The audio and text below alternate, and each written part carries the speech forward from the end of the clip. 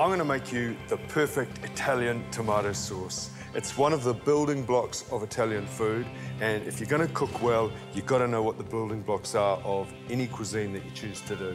So it's a really, really important thing. Tomato sauce really typifies Italian food.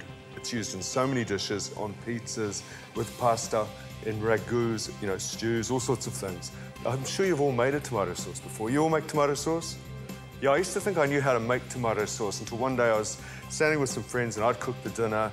We're in Italy and they've got their Italian friends there, and I serve up the pasta with tomato sauce on it, and I noticed that the wife was going like this, and I thought, oh God, what's wrong? There's something wrong with the food, you know. And so I went racing over and I said, what's wrong, what's wrong? She said, nothing, no. I said, no, I saw you going like this and going, you know, what's wrong with it? She said, well, not enough oil, you haven't cooked it long enough.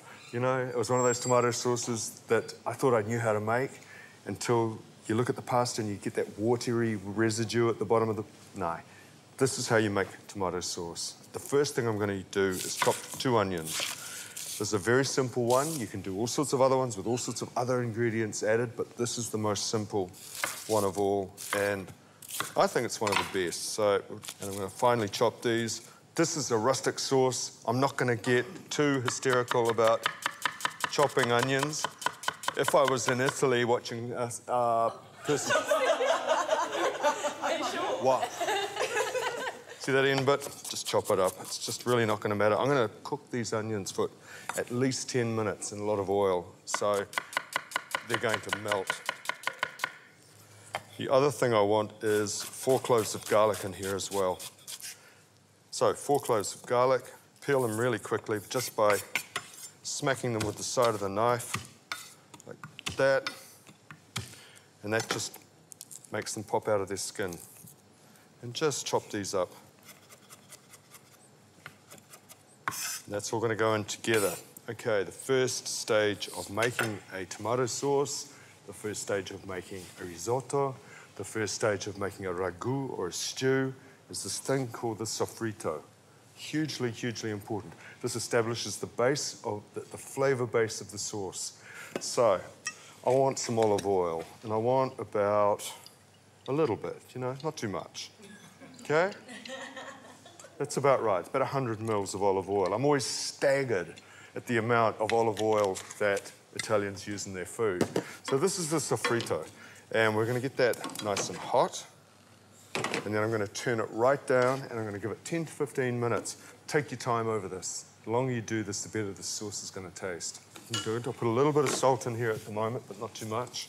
Start to flavour it. A little bit of pepper.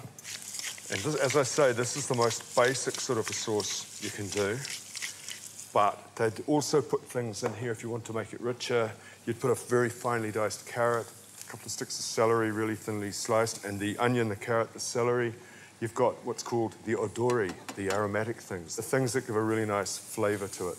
But this is a really simple one. So, as I've said before, I think the thing I like about Italian food is their genius for making simple things taste like a lot more than what they are. Just about there with this. It takes a very long time to make an onion soft. Yeah, you've eaten dishes where you've fried the onion and it's still crunchy. I don't want any crunch in this onion. I want this onion to be melted. Right, this is almost ready for the next thing, which is the tomatoes. Now, don't be perturbed by the amount of oil in there, and don't think about cutting it down. We'll put that in there. So it's 2 cans of crushed Italian tomatoes. Give it a stir up. Bring it back to the boil.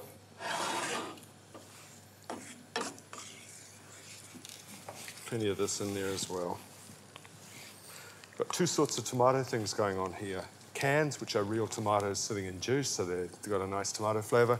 And this stuff, this is pureed tomatoes which have been dried out so that they get thick and pasty. In places like Sicily, Calabria, you can see in the summertime big plates outside with this tomato paste drying in the sun. The other thing you'll find is passata, which is basically those same canned tomatoes which have been whizzed through a passata machine, which basically makes the core, the pips, and the skin stay behind, and everything else is pureed and comes out the other end. Fiona? Well, that was my question, whether you'd taken the seeds out of the crushed tomatoes or stuck No. them in. Okay. No, this is a rustic thing. They would never, ever take the seeds out of the tomatoes.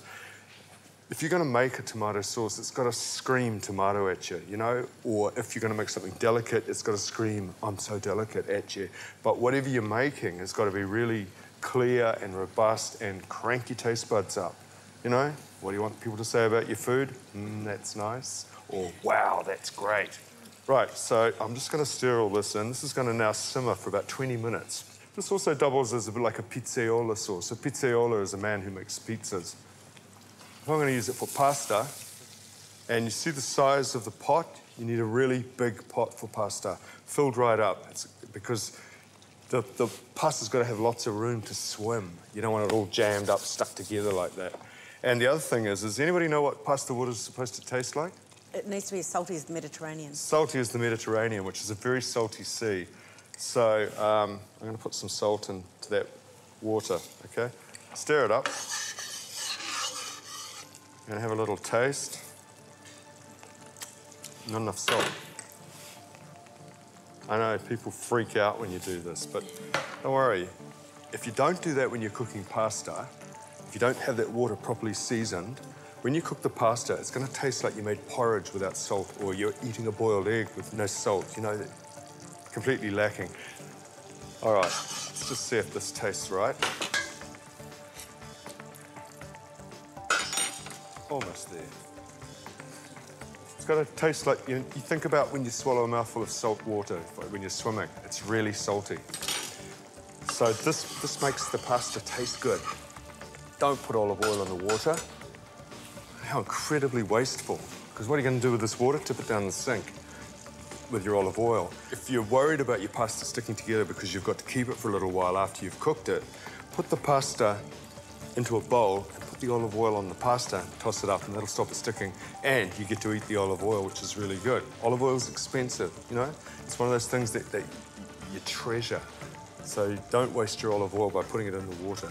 If you're worried about the pasta sticking when you put it in the water, you've got to stand there and stir it until it comes back to the boil.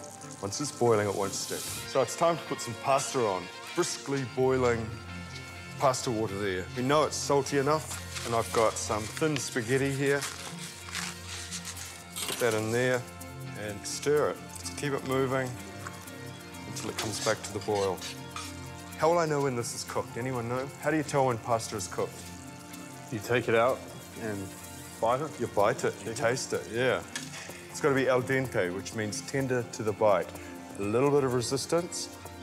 You don't want it completely mushy, and you don't want it raw, obviously. Italians will eat theirs just a little bit rawer than Kiwis like it, but you have to taste it to find out. You know that idea that some people think you know it's cooked if you throw it at the fridge and it sticks? Don't do that. It's a lot of rubbish. The difference in the flavour of the pasta, if you salt the water properly, is quite extraordinary. It makes such a difference to your whole dish. And it's not pasta until it's got the sauce on it and it's mixed up, and then it's pasta. If you're having lunch with Italians or having a meal with Italians, they always put the pasta into a big bowl in the sauce, and it's always stirred up, often at the table, but it's always stirred up before you even, get it. Right, that's boiling, that's simmering, that's just about done. See the colour of this sauce? That's what it should be like. You get those insipid, sort of vaguely pale orange tomato sauces. Horrible, horrible things. Cook like you mean it. Everything should have very clear flavours. It should be thick and jammy. It should be like jam. It should be like chutney, It shouldn't be in any way watery. You don't want that at all. Otherwise, when you eat it, especially if it's on pasta, you're going to find that watery residue at the bottom of the plate, which you don't want that at all. It's got a little bit of oil floating on the top. That's fine. Not worried about that at all. I'm going to taste it, though, because I want to season it, make sure it has enough salt. It's good, but it needs that magic ingredient, salt.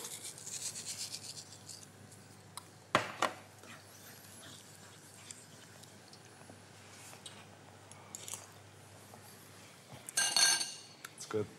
Luckily, this is just about cooked. So let's find out.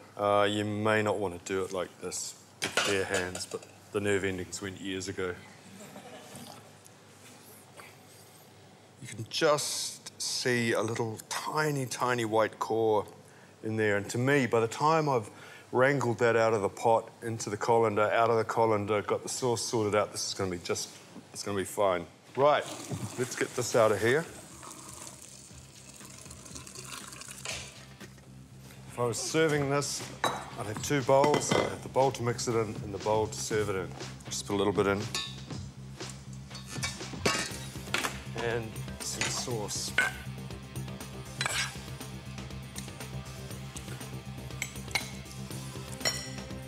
So this pasta is ready to eat. Serve it up in a pasta bowl. Get yourself a microplane or a good grater. Put a little bit of Parmesan on it, it's nice. We could just put some basil on that though, couldn't we? So just some basil leaves, and the heat of that, I can smell the basil already.